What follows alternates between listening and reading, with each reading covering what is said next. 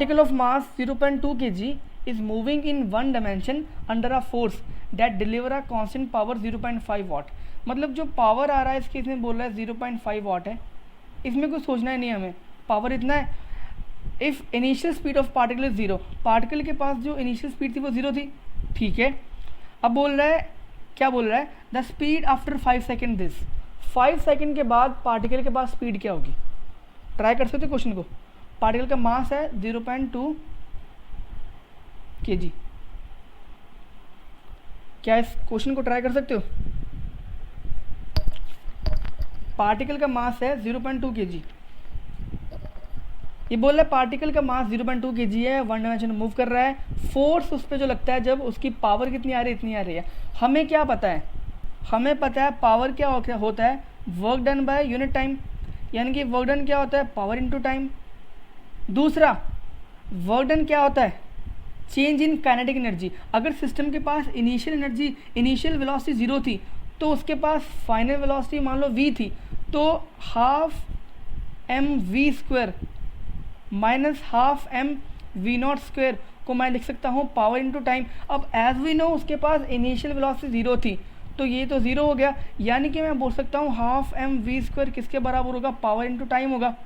अब देखो यहाँ पे पावर कितना है 0.5 एंड टाइम कितना है 5 सेकेंड, यानी कि 2.5 है मेरे पास ये. और दूसरी बात जो मास है वो कितना है 0.2, हाफ इंटू 0.2 इंटू v², ठीक है. तो मेरे पास ये कितना आ रहा है 0.1 आ रहा है, v² कितना है 25, तो मेरे पास वेलोसिटी कितना है 5 मीटर पर सेकेंड. ऐसे क्वेश्चन करने के लिए हमें बस सोचना होता है 1 सेकेंड के लिए, ज़्यादा टाइम नहीं वेस्ट करना है इस पर सोचने के लिए. सीधा फॉर्मूला बेस्ड क्वेश्चन है. वर्क एनर्जी थ्योरम लगाया यहाँ पे हमने और पावर का फॉर्मूला यूज़ किया, ठीक है. Kinetic energy final, initial, because वो वेलोसिटी की बात कर रहा था, ठीक है. क्वेश्चन क्लियर है ये वाला. आंसर विल बी 5 मीटर पर second square, right. So move करते हैं अगले क्वेश्चन पे. जो नेक्स्ट क्वेश्चन है वो क्या है, among the following choose the correct option. यहाँ पे जो स्टेटमेंट्स बोल रखा है, यानी कि ये मल्टीपल चॉइस क्वेश्चन है, मोर देन वन, ठीक है. तो जो पहला बोल रहा है वो क्या बोल रहा है, work done bye centripetal forces. अब जो सेंट्रीपिटल फोर्स होता है क्या होता है, जब भी कोई बॉडी सर्कल में घूमता है, अगर ये सर्कल का सेंटर है, बॉडी की वेलोसिटी ये है, एक फोर्स लगता है टुवर्ड द सेंटर जो कि बॉडी को सर्कल में घूमने के लिए मजबूर करता है. उसको क्या बोलते हैं हम, सेंट्रीपिटल फोर्स बोलते हैं. सेंट्रीपिटल फोर्स का डायरेक्शन और वेलोसिटी का डायरेक्शन दोनों परपेंडिकुलर होता है, यानी कि पार्टिकल का वेलोसिटी इस डायरेक्शन में है और सेंट्रीपिटल फोर्स इस डायरेक्शन में है. तो basically work done bye centripetal force हमेशा क्या होगा, ज़ीरो होगा. Work done bye centripetal force क्या होगा, हमेशा ज़ीरो होगा. First option correct. अगला क्या बोल रहा है, work done by conservative force is independent of path. बिल्कुल, कंजर्वेटिव फोर्स की जो डेफिनेशन ही क्या है, कंजर्वेटिव फोर्स वो फोर्स जिसकी वजह से वर्क डन पाथ पे डिपेंड ना करता हो, या फिर वो फोर्स जिसकी वजह से वर्क एक सर्कुलर पाथ में क्या हो, ज़ीरो हो, उसे हम क्या बोलते हैं, कंजर्वेटिव फोर्स.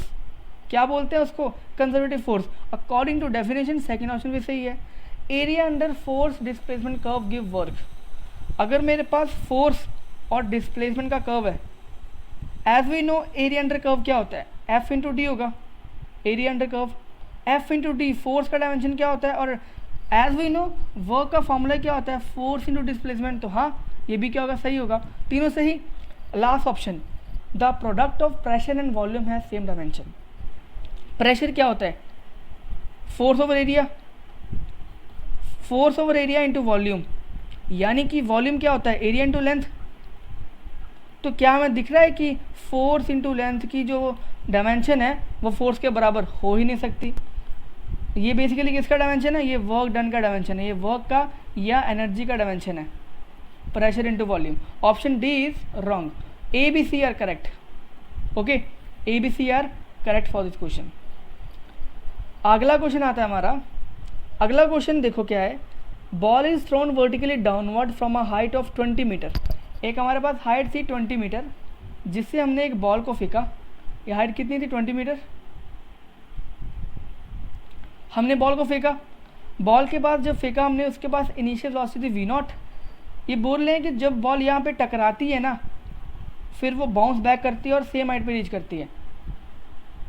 इस केस में क्या हो रहा है, जब वो बॉल ग्राउंड से टकराती है एंड वापस जाती है, इसकी काइनेटिक एनर्जी आधी हो जाती है, यानी कि kinetic energy final equals to half of kinetic energy initial.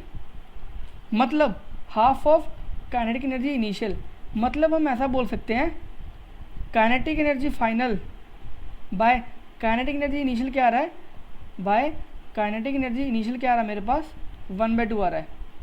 कितना आ रहा है मेरे पास 1/2 आ रहा है। कितना आ रहा है मेरे पास 1/2 आ रहा है। तो एज वी नो जब ये बॉडी यहाँ पे था इसके पास तक मान लेते हैं हाफ m v² और इनिशियल मान लेते हैं v इनिशियल, और ठीक है फाइनल वेलोसिटी को f मानते हैं। तो बॉडी के पास जो फाइनल वेलोसिटी vf थी तो उसके पास जो फाइनल काइनेटिक एनर्जी होगी वो कितना होगा, हाफ m vf², इनिशियल था half m vi² equals to 1/2। यहाँ से ये दोनों कट गए तो मेरे पास आता है वेलोसिटी फाइनल का whole square by velocity initial का होल स्क्वायर इक्वल्स टू 1/2। मुझे यहाँ पे निकालना होगा वेलोसिटी फाइनल और इनिशियल क्या होगा। जब बॉडी यहाँ से आ रही थी, ये कब हो रहा है, ये चेंज कब हो रहा है, जब बॉडी का कोलिजन हो रहा है, यानी कि जब बॉडी ग्राउंड से टकराती है उसके पास वेलोसिटी थी वी इनिशियल। क्या मैं इस वी इनिशियल की वैल्यू निकाल सकता हूँ? According to formula v² minus u² equals to 2as। अगर बॉडी के पास हाइट h पे वेलोसिटी थी v0 एंड वो 20 मीटर हाइट कवर कर रहा है, तो जब वो पॉइंट B पे पहुंचेगा उसके पास जो वेलोसिटी होगी वो कितनी होगी, उसके पास वेलोसिटी कितनी होगी, अगर मैं v निकालूँ √of v0² plus 2gh, basically 2gh, यहाँ पे वैल्यू पुट नहीं कर रहा हूँ। तो बेसिकली जो इनिशियल वेलोसिटी थी पार्टिकल के पास जब वो टकराता है, मैं इसको अलग कलर से लिखता हूँ, जो इनिशियल वेलोसिटी थी वो कितनी थी √of v0² plus 2gh। But जब वो बाउंस बैक करता है तो वो फिर से उसी हाइट तक पहुँचता है, यानी कि वो उसी हाइट तक पहुँचता है तो उसके पास इनिशियल वेलोसिटी 0 थी और वो हाइट h रीच कर रहा है, तो उसकी जो फाइनल वेलोसिटी होगी वो कितनी होगी √of 2gh।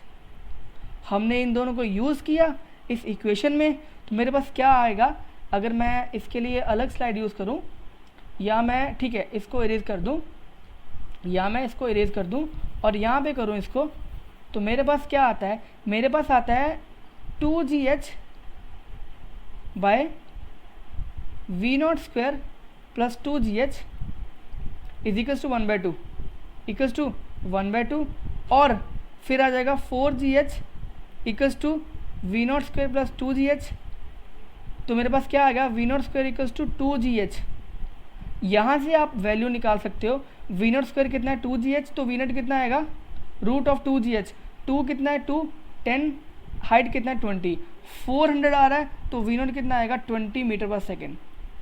कितना आएगा 20 मीटर पर सेकेंड, ऑप्शन ए करेक्ट। सोचना कुछ नहीं था, यहाँ पे कोलिजन के टाइम वेलोसिटी का चेंज हो रहा है, वेलोसिटी पहले इतनी थी और फिर इतनी हो रही है, ठीक है, बस ये देखना था। मैं मूव करते हैं लास्ट क्वेश्चन पे।